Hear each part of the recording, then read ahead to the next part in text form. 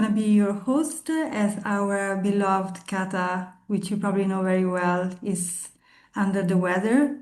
But she's listening to us in the background. So if you know her and want to say hi, please write in the chat.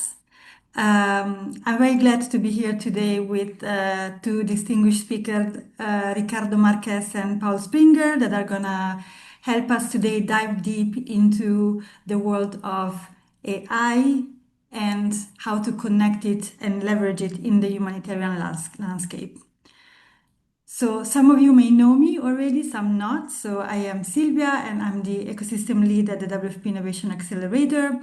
And before we get into today's session, feel free to rename yourself. And we always love to see your faces, of course. No judgment about how you're feeling today or how you're looking today. We all look beautiful, regardless how tired we are in this season. But it's always nice to engage and interact with each other. That said, if it's your first time in a community event, SDGx community event, let me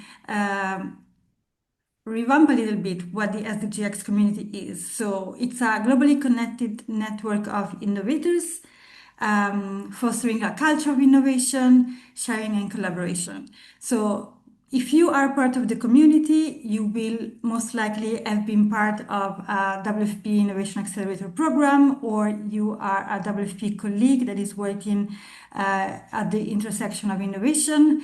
You probably receive a monthly newsletter. If not, please tell us in the chat so that we're going to add you to the mailing list. And we organize monthly workshops featuring expert speakers covering different topics that of the time are suggested by you, so based on your needs. And then we also organize venture sharing circles because we believe that sharing is caring. And not only we want you to learn from what we, experts, but from each other and from each other's experience. So what to expect from today? So we are gonna hear from the speakers a short introduction about their work and what they're doing, and then we are gonna have two sessions, one AI for good on what has worked and what hasn't and why, and the second one on the emerging role of AI in the humanitarian assistance. Before we dive into the questions, I want to know from you what's one task in your current work you wish AI could take off your plate tomorrow. So take 1 minute, okay? Reflect on it, and let's see if by the end of today's session, we will make the magic happen, and by tomorrow, this task will be off your plate, but on the plate of AI. So let's see. I am waiting for your comments in the chat. I am going to start. I'm also thinking about it now that we have this question. That's a good point, Katie. Yes, AI would do your household chores. Realistically, work better and better graphic designs. Yes.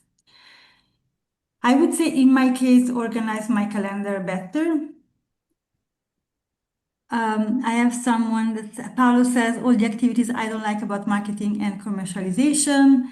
Edwin going through my email and calendar and notebook and giving me my to-dos for the day. Oh, I love that. I love that. Then we have best data analysis and data cleaning, data analysis, and shortlisting. Cool. And, clean, structured data and prepared dashboards. Lots around data. So we have time today. So if something else comes to your mind, please feel free to drop it in the chat. And now, so that we don't waste too much time for our speaker, please, Paul, take the mic and tell us a little bit about who you are and your job at MI for People. Yeah, thank you, Silvia. Hello together. Great honor for me to be here. I'm Paul. I'm AI expert and AI for Good activist, and among other, co-founder and managing director of MI for People, a nonprofit organization that develops AI for good applications for other nonprofits. Thank you. So we're going to hear from you anytime, I mean, in a minute. Yeah. But before, we're also happy to have Ricardo Marques with us today, our WFP Innovation Accelerator AI expert. So please, Ricardo, take the mic. Hi everyone, thank you, Sylvia. So I'm Ricardo, I'm an innovation consultant here at the Innovation Accelerator. So I'm a colleague of Sylvia and Kata. Very nice to meet all of you. Hope we can have a nice interaction today. So here at the Accelerator, I'm a digital solutions consultant, so I focus a lot on that. But my background is mostly on AI, so I actually do mostly AI stuff here at the Accelerator as well. Before joining WFP, I worked as a machine learning engineer for 4 years and something. So since 2020, more or less. And so I've seen a lot of different stuff going on the AI world. And today I think what I want to share with you is at least some of the learnings on that side. So happy to be here today. Welcome, Ricardo. So if we're all ready, let's move to the first presentation, AI for Good, what has worked, what hasn't, and why. And Paul, please, I let you share your screen.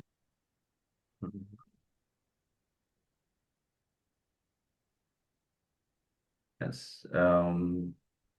Can you see it, guys? Yes, we Yeah. can. And we hear Okay. you well. Okay, great. Yeah. So, yes, so today I will speak about AI for good, how it works, what are the examples, what doesn't work, and what kind of learnings and experience we as a mindful people gathered in the last almost 5 years of our existence. But firstly, I think for some of you, or maybe for all of you even, the term AI for good is a new one. And I would like to spend 30 seconds on explaining what it is.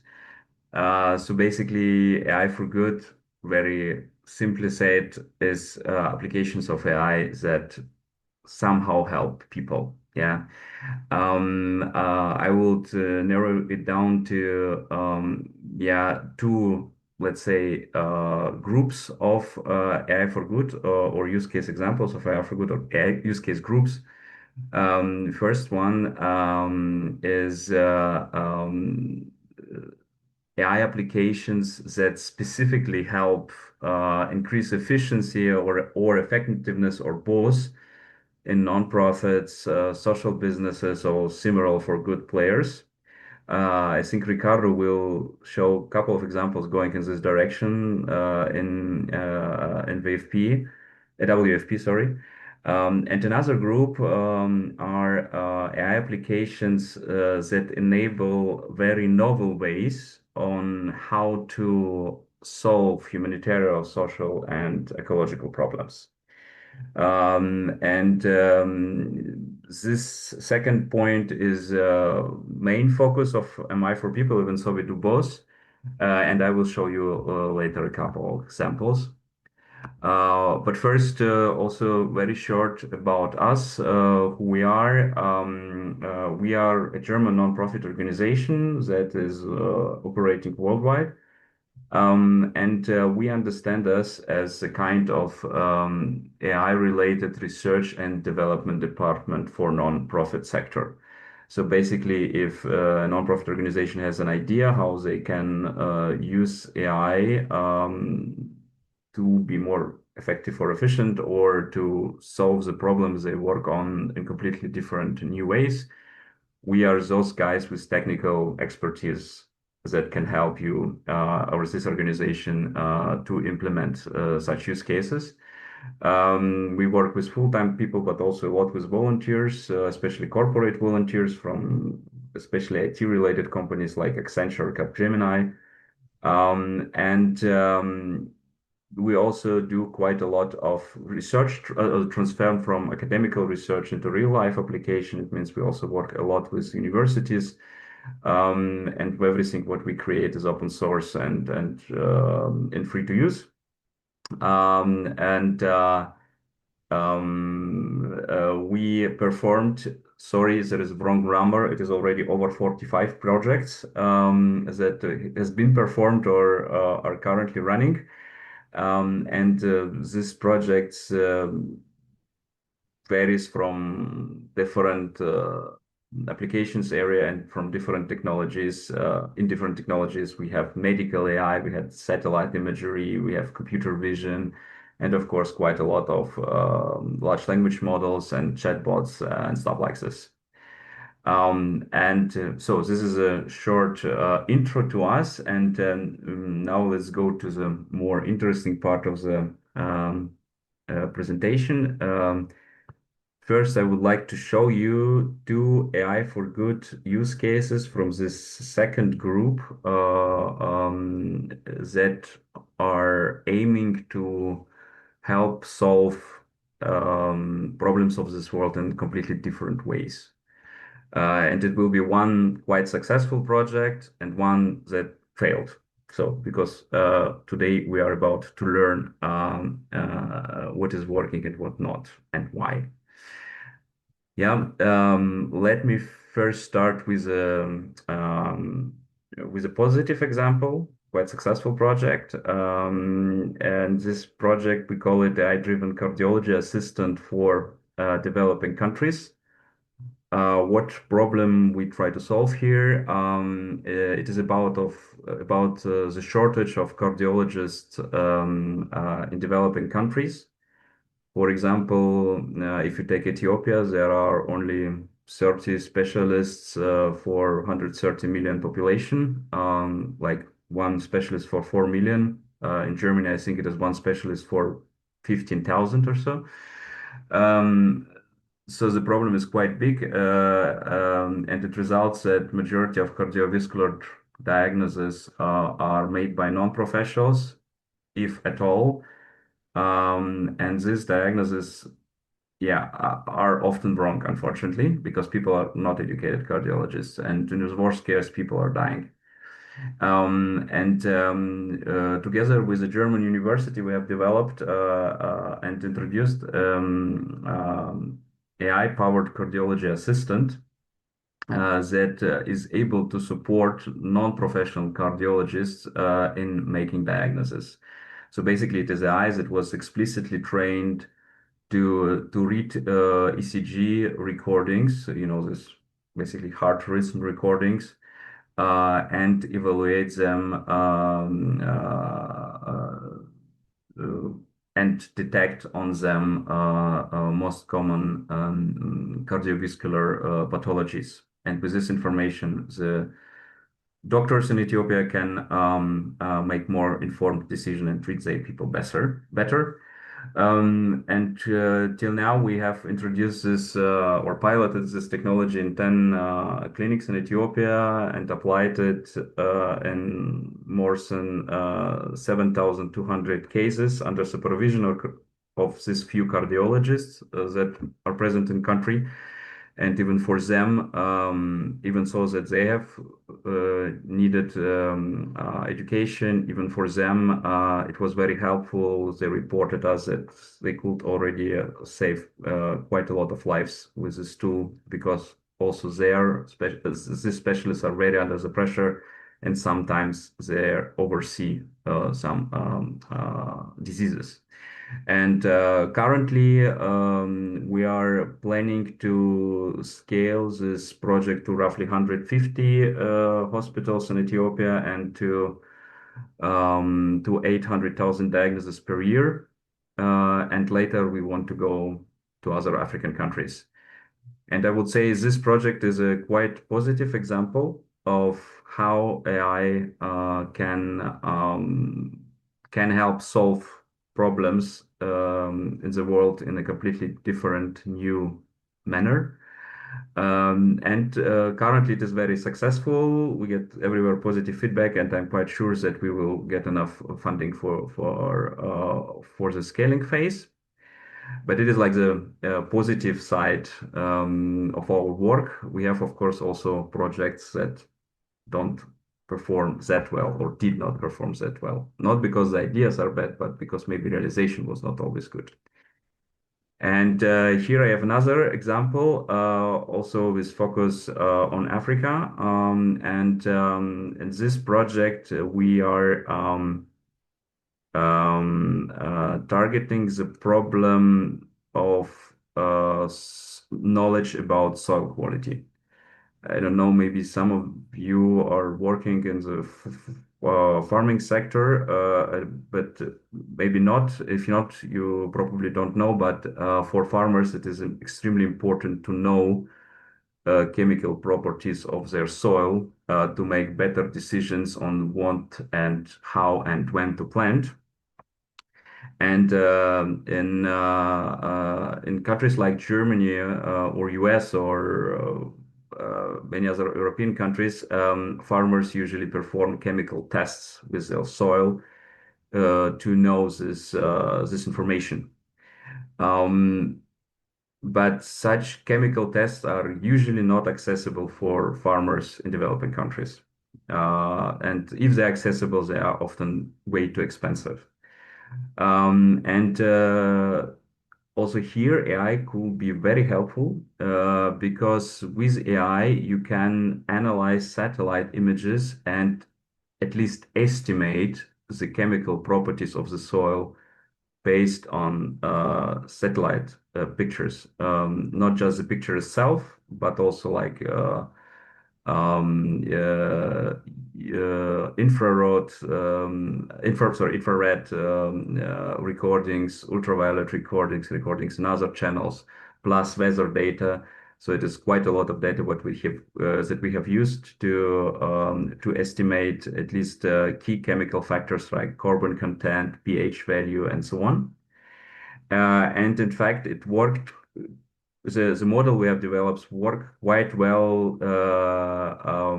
in Europe, even so there is no big need for it. But Unfortunately, in other regions of the world, there were not so much data to train precise, accurate AI models.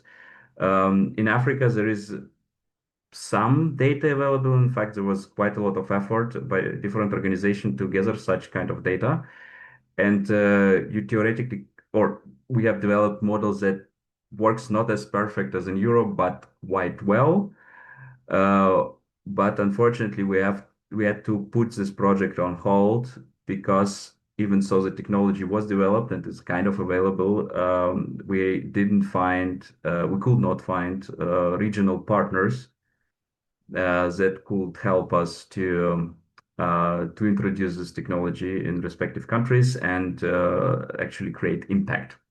So this is a example of the project where we kind of failed, even so the AI and the technology works, but it didn't create impact that we hoped that it will do. And this is just two examples of our project. I would say majority of them of our projects were successful, but we had definitely also quite few failures. And from this positive and negative examples, we of course created some learnings that I would like to share with you and hope that they can help you to introduce AI in your organizations, or maybe will inspire you to create something completely new with help of AI. And This learnings I will group in three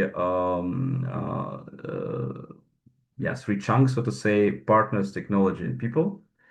First, partners. It was for us as guys who understand technology, but basically do not understand what humanitarian, social, or ecological work is. It was like extremely important factor before we were able to find partners to work with us. We were basically working for nothing. We had technology, but it didn't help anyone. And our most important learning is like if you want to solve a problem with technology, in this case with AI, you need both. You need technological experts, but you also need subject matter experts, and they have to work very, very, very closely together, not just signing a memorandum of understanding or so. It must be really extremely close collaboration. Also, what we noticed that for our large-scale projects, like for example this Ethiopian project with cardiology AI, the governmental support is also quite essential because if you like can win governments of the respective land, you get quite different access to various resources. In our case, it was access to hospitals and easier import of ECG machine, some exceptions in the regulations on AI and stuff like this, easier access to the data, and so on and so on. If this is a value in your project, they can help you quite a lot to implement it. And also extremely important is when you work with AI is to try to partner with universities or other research organizations. Why? And we go now to the next group because they have very often access to the technology you don't even hear about before. Yeah, in many cases, if you have an idea of AI that helps somehow people and you notice you have to develop them, this AI, very often this technology was already developed in context of universities, context of research grants, but it wasn't transferred into the real life. Therefore, it is very helpful to look around, to look at scientific papers, and to find research groups that maybe already solved the problem you have in technological way, and then cooperate with them to bring this technology into the real life. Uh, Second, extremely important, always extremely important, data. You probably heard you need data for AI, either data for AI to work with or data to train AI. If you don't have data, forget AI. Yeah. If you have bad data, you will probably get bad AI. And don't get stuck in endless discussions about this model or that model. Usually, even like a mid accuracy model can be absolutely fine. Just start implementing it and bring it into the real life. Later, you can still change the model. And the last group of learnings is about people. So if you are going to implement AI or integrate AI, you will have need access to AI experts, and this expertise is typically very expensive. Um, so if you try to hire people, you will need to find people who have really strong inner motivation to support you. It's not always easy, but it's definitely possible. I could find quite a lot such people on the way since the funding of MI for People. What you also could try is to engage volunteers, especially AI and data science students. They might be very helpful, but unfortunately, usually only in the early stages of your idea. They are quite cool to help you to validate the idea or to create a proof of concept or maybe MVP. But to have a really running AI application, you need somebody who really support you full time. With one exception, corporate volunteering is quite helpful because corporations can provide you people really that uh, work for you for some constrained amount of time, but very foreseeable way, like for example, 20 hours a week for the next 5 months or so. And we have quite a lot of such corporate volunteering, and it was very helpful. And there are a lot of AI and IT companies, especially consulting companies, that are really willing to support nonprofit organizations. And again, cooperate with university, with researchers, because they're quite often cheaper as industry experts. And through them, you get access to another funding resources that are more like research oriented, but you always can frame your real world AI as a kind of applied research project. And it opens you quite new funding opportunities too. But with researchers, they are very great, they are extremely smart, but they often have very, very good knowledge of theory, but not so much practical knowledge, like real world applications of AI.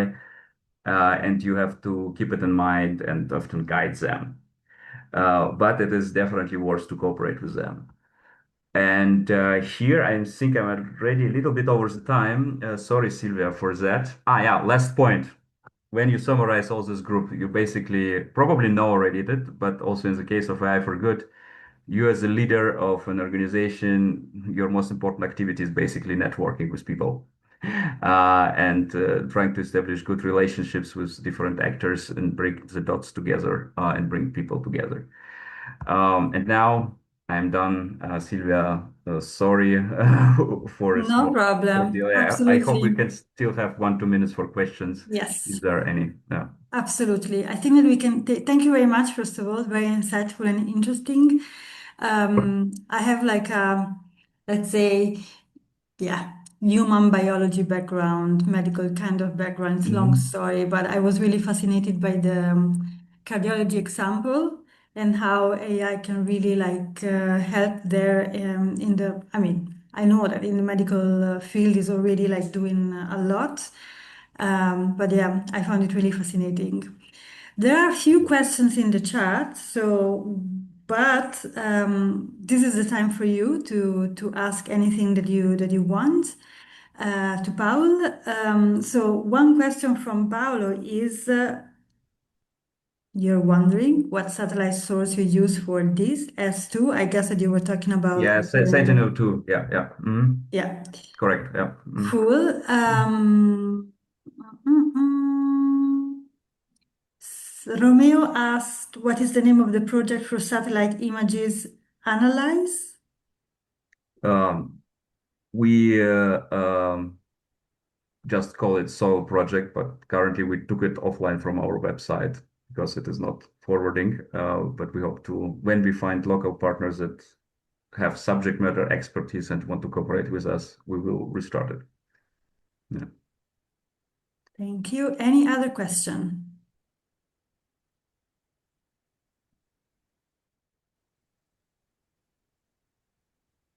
Edwin. On using AI for soil quality Mhm. assessment, you mentioned the project is on hold due to lack of regional partners. Are you guys open to connecting with a company looking at the same in Kenya? Yeah, definitely. I will write my email in the chat. And guys, uh, please contact me if you have Cool. interest. Yeah. Any other question? Otherwise, I also have a question. So, how do you choose the problems that you want to solve?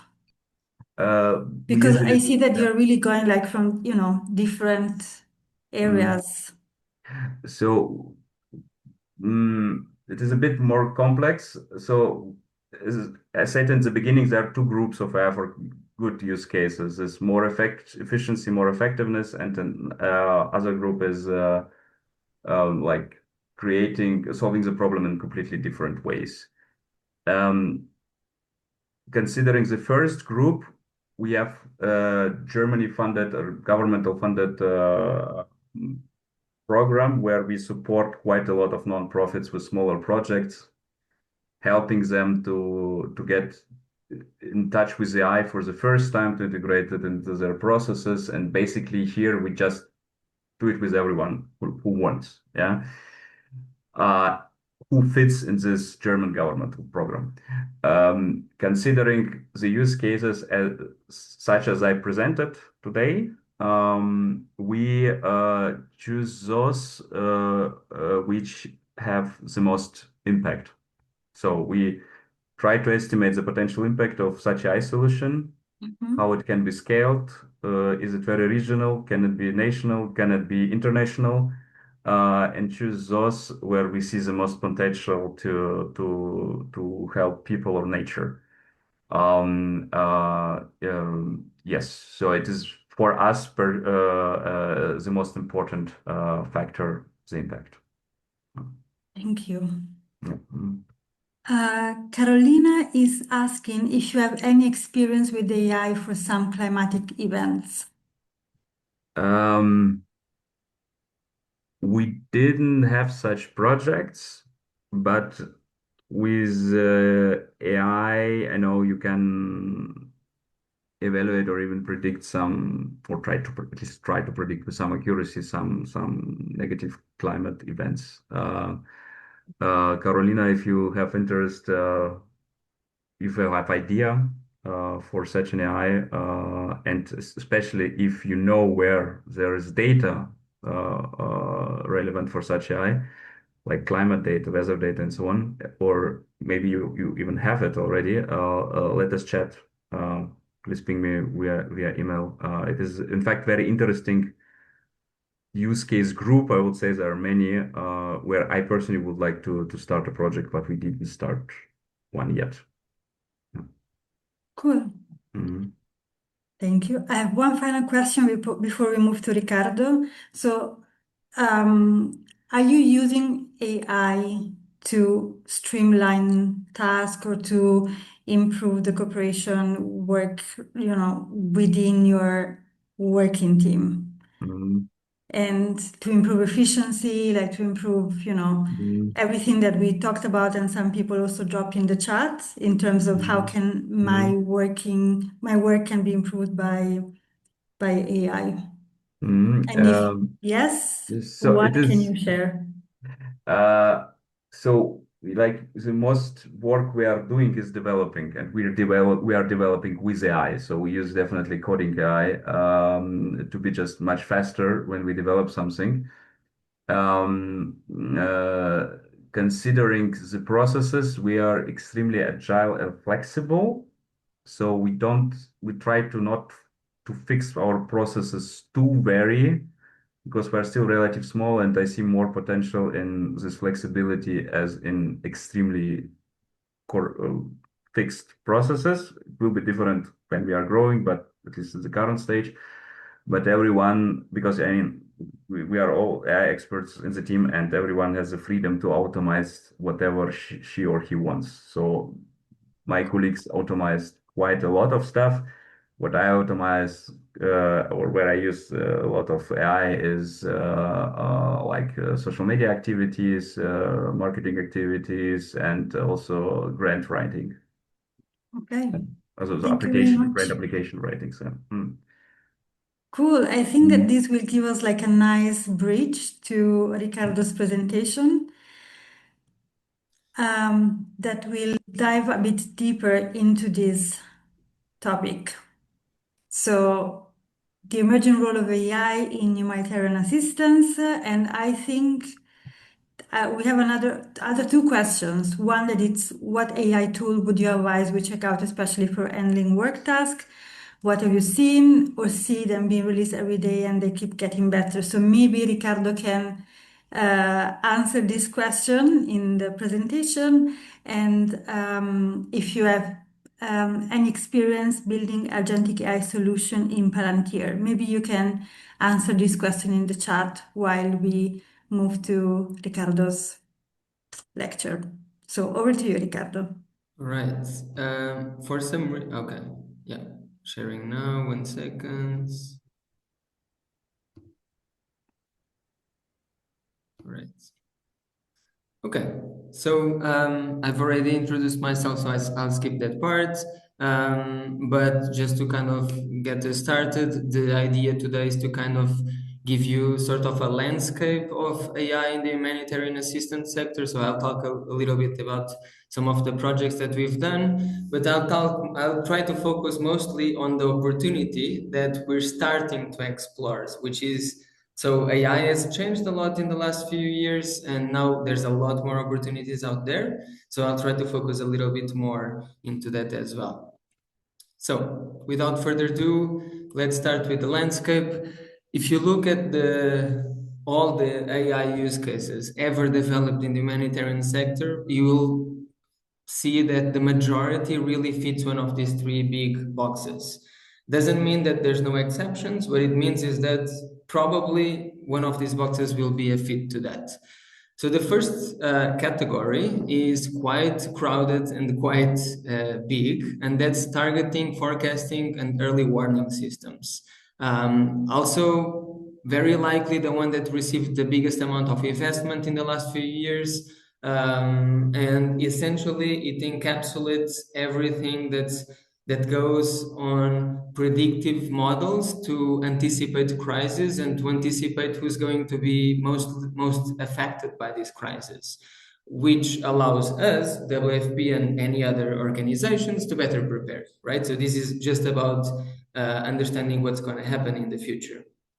Then there's another big category that's basically streamlining operations. And this is, I'm a little bit biased considering I'm the WFP, but for us, for example, that's a lot about supply chain. So we're using AI to optimize delivery routes, to optimize how we allocate resources, to do scenario planning. We're definitely not the only ones doing it, but this is just an example. And then there's a third category that's basically sort of the new kid on the block that's quite big as well, which is the talk to your data applications. This has been heavily kickstarted with the big rise of large language models, and the really, really big majority of use cases here are basically chatbots, and that goes for any sector, including our sector. But essentially, we're talking about using AI to enable any user, any person, any beneficiary to access data information faster. So let's go into a few use cases. So first, we have Scout, which is a planning tool from WFP that basically helps us understand how to plan better. So where to buy the food, how to transport it, and where to store it. Recently, we've included a new model, an AI model, that allows us to do demand forecasting, so to predict how much food we're going to need. We're not the only ones doing it. Doctors Without Borders is also, they also have a demand forecasting tool, so it's something that has been explored in the last few years. Then we have Haddad. Haddad is essentially a system that allows you to do anomaly detection on beneficiary data. So, for example, a family should not have 300 family members, let's say. Then we have Anchor Map Live, which is not an AI platform per se, but it's a platform that centralizes a lot of information coming from AI models. So it essentially gives you near real-time data on food security risks and predictive analytics on that dimension. Then we have conflict forecast. So as the name implies, predicting conflict, very, very obvious. You can also check it online. This one is available for anyone. We have ETC chatbot, which is just one of the many examples of chatbot in the sector. So it's a chatbot where the beneficiaries in crisis affected areas can access information faster. UNHCR has their own, UNICEF has their own chatbot as well. So you'll find some chatbots in the sector. And then we have Sky, which is just one of the many examples where we're using satellite imagery to detect things or to assess things. In this case, Sky is a tool that allows you to access building damage on a large scale. So it allows us to know where to go first in a crisis situation. Now, all of these projects and many others in the sector faced some challenges that are very specific to our sector that kind of hindered the development in the last few years. And Paul mentioned some of them, so I'll repeat some of them, but I'll probably bring some new ones. These challenges are very specific for us. So the first one, potentially the biggest one, is very volatile scenarios. We work in really, big crises. So a good example is for Scout, for example, to predict how much food you're going to need in a crisis, it's completely different for Amazon to predict how many shoes they will sell in a certain month, because it's just a much more complex environment, much more difficult to model. Then we have privacy and data protection issues for obvious reasons. We work with beneficiary data, with operations data, and there's a good reason why this data is protected, but that also obviously creates challenges when it comes to developing AI. Then we have the digital divide and capacity gaps, and that goes from working in areas where there's no connection, or literacy levels are lower, or even the institutions don't have the funds to invest in projects that historically were just expensive. So AI has been something that for the last 20 years or 30 years was something quite expensive to develop or to research on. Then there's the problem of bias and exclusion. So a very good example is the large language models like ChatGPT, Claude, etc. You all know this. They work really well with English, with French, German, whatever. They tend to work less well with languages that are less spoken in terms of numbers, or where data is more scarce, or for some languages, there's not even a model for those. And we covered a lot of those languages in our operations. And finally, data fragmentation. And that's actually something we deal a lot here at Accelerator. We work in situations and with products that involve a lot of different players, and players can be governments, companies, institutions. They all have different data that we need to work with, but they all have different policies. They all have different agendas. So at some point, we need to sit everyone together, all the stakeholders in the same table to achieve something. And this is much harder than, big corporation having a lot of data and just using everything without, having any challenges in moving forward. So these are just some of the challenges. Of course, there's more. I would say these are the biggest. But I wanted to focus a little bit more on the opportunity today, because AI has changed a lot in the last few years. There's no doubt that today it's much simpler to develop AI-based applications. And here I mention AI-based applications, not necessarily AI models. So there are applications that can leverage off-the-shelf models. So even large language models, for example. So it's much cheaper and faster to develop these models today. At the same time, in this new era of AI, we have models that are very good in processing large quantities of text and of images. So all this is quite new to all sectors, and it's also very good for our sector because we are very we have a lot of tasks that are very text heavy, for example. So, and that's what I wanted to bring in today. So when you look at the amount of cost, all the cost that goes into an organization like WFP, you'll see that with our AI use cases, quite flashy, quite attention-grabbing use cases, very impact-heavy, we're targeting a very specific part of this cost, right?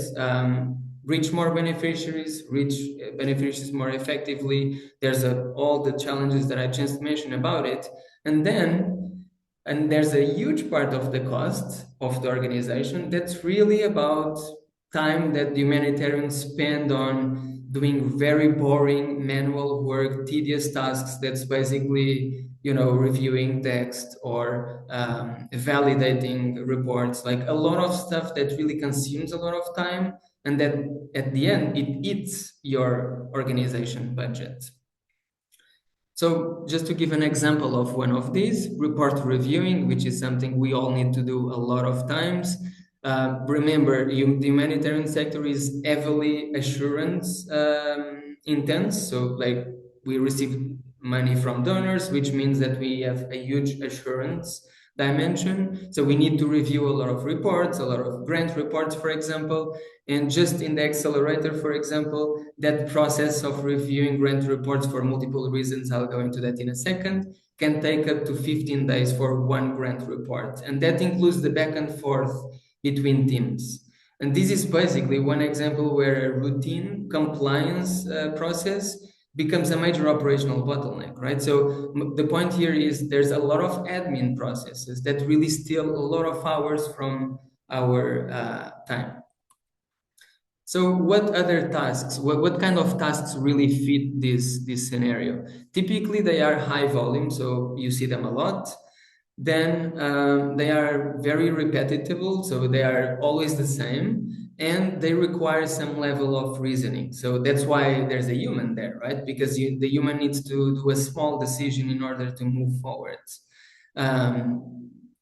A few examples of things that I've been seeing a lot in the humanitarian sector are extracting and classifying data. So that goes, for example, for reading PDFs, documents, and extracting values from it, like receipts, and making sure that some values match other values in some other documents, or classifying text, like user feedback, into different categories. This is something that the AI does extremely well at the moment. Then we have reviewing and generating documents. For example, a lot of our units need to review monthly reports from thousands of reports, let's say, and flag issues. These reports are really important for assurance processes, so they need to be done and the issues need to be flagged, but they really require a lot of time. Or we also have units that need to generate, for example, a lot of different reports, weekly, monthly, yearly. Then we have documents and knowledge search. So the typical example of management asks for a specific number about something that you've been working on, and you have a lot of different documents on that, potentially a library of thousands of documents. And the AI is very good today in getting that information from this knowledge base, let's say, which before you would need to really dig deep into your library to find it.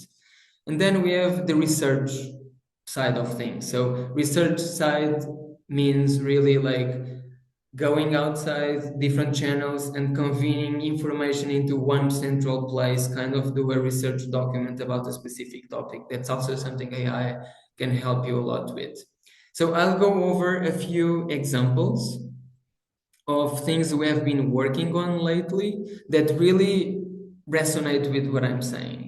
So one of them is an expense report reviewing a system. So here I want to make clear that I'm not talking about interacting with ChatGPT. That's not really the point. It's to develop something that does something for you without you having to interact much with it. So it's not going to be like a text thing. So good example is an expense report reviewer. For us, an expense report is essentially a collection of items, expense items, let's say 200 items, where every item is basically 3, 4, 5 documents supporting that item. So proof of payment, receipt, the contract of that person, you name it. So what the human really needs to do is basically make sure that the fields on one side match the fields on the other side, and at the end that item is valid. And when when it's not valid, it needs to flag it to the team. Now, this can take up to 15 days, which is quite long. Like I said, it's an operational bottleneck, and it occurs at least 80 times a year. And that's only in our unit. And we're targeting an AI system to do exactly this. So it's something that AI can do very well. And the idea is to reduce it from 3 weeks to 3 days. So the human will only need to really validate what the AI is doing and then interact with the team to make sure things are solved. Then we have a report generation dimension. So a good example is our vulnerability and analysis and mapping team. which is quite big. They generate more than 1,000 reports per year at the global level. So they spend more than 20,000 hours per year just doing these reports. They are very, very standard. So it means that they always do it in the same way. They always go to the same channels. They always write the same things, same chapters. So what we're doing is we're using AI to get information from news sources, WFP data, field reports, and then create a standard um, report that then the human can just correct the text, go to sources, validate some of the numbers, and then essentially submit. So the idea is to use AI to reduce 70% the time of creation of one report. Last use case of the day. So due diligence analysis. Uh, Always when there's a new potential donor, the due diligence team needs to basically go out and research a lot about that potential new donor for reputational risks. So what we're doing is basically mimic what the human would do. So going out into donor website, news sources, social media, you get the point, and assess different risk categories. And the human just really needs to basically validate certain aspects of this, make sure that all the references are correct. In terms of numbers, they do this to around 250 cases per year, each one of them taking 3.5 days to do. So we're targeting 1 day as the vision to basically have 1 day per case. So as you can see, AI can have as a lot this power of parallelizing tasks, research tasks, getting the information and convening all that into a central place. So all these use cases we basically got them by talking with the teams, understanding how they do things and what can be really automated and so on. So let's assume that you found a new use case in your team. So what do you do now? After working so many years on starting AI products, something I can clearly say is that you never start with the tech. That's a problem that we're seeing a lot. Everyone wants to build AI, but in reality, you should always start with the problem, and then if AI is adequate, then use AI. In many cases, we've come to the conclusion that actually we don't need AI, and that's actually very good because it's less risky, faster to implement, potentially cheaper, and you achieve what you want to achieve. Second thing is always validate with your users. So that means really, don't expect to develop months and months of a product and then you put it in front of users and they don't like it. Start from scratch by validating ideas with users. This is super, super, super important. For us, for example, we develop products for a global use in many cases. So that means we have very different users, and it's quite important for us to really validate with everybody if we're going in the right direction. Then make sure you have the right data. Paul definitely mentioned this, and I echo this, right? So garbage in, garbage out. If you have, like a good rule of thumb is, if you cannot do it manually in this sort of scenario, then AI will struggle to do it. It's not always like this, and I'm talking in the context of the message I'm giving right now. It's not always like this, but I think it's a good rule of thumb. So make sure you have the right inputs to then get the right outputs. And then start small and iterate fast. So a POC, a proof of concept, can go a long way. Make sure that you validate with your users and then iterate fast. Start with your core value and iterate fast from there. So just to wrap up, what we're really talking about here is using AI to streamline a lot of the tasks that we do on our day-to-day basis as a humanitarian workers. A lot of them are admin tasks, a lot of them are bureaucratic tasks. It's not really about you, the user, just using it. It's about building something that then can really help you and that you can validate and move from there. Because at the end of the day, we're really trying to get more time for what matters the most. So just last one, I've collected a few interesting sources and reads, so you can feel free to navigate them. Thank you. Thank you very much, Ricardo, very insightful. And now it's time for the questions. There has been like a really interesting, let's say, conversation going on in the chat. I really appreciate when there is this like exchange of views on different topics and insights.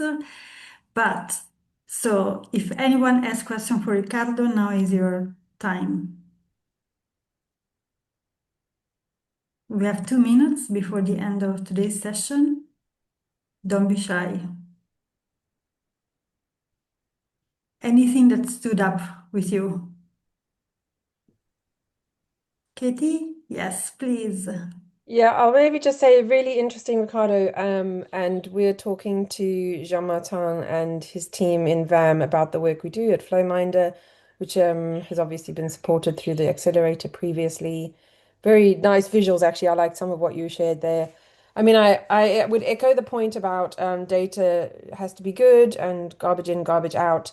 Also, like flagging this issue that sometimes even the data has been produced with AI.